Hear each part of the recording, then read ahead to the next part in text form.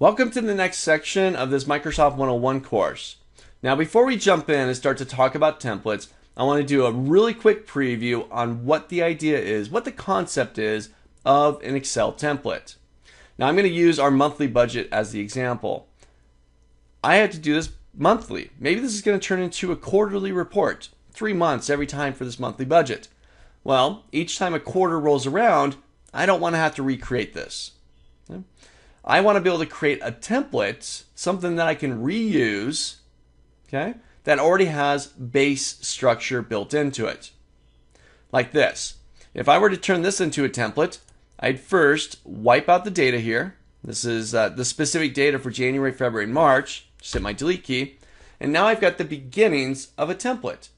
It's already got the main headers, the main bills. It's already got the calculations. It's already formatted. It's already got a chart down below. It's empty right now because I don't have any data, but it's already there.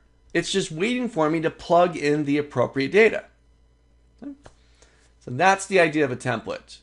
We're going to take a look at some Excel templates that come with Excel, and we're going to turn this right here into a template. Let me undo. I'm going to Control Z. That's our undo. Get that data back. So let's take a look at first taking advantage of some existing templates within Excel.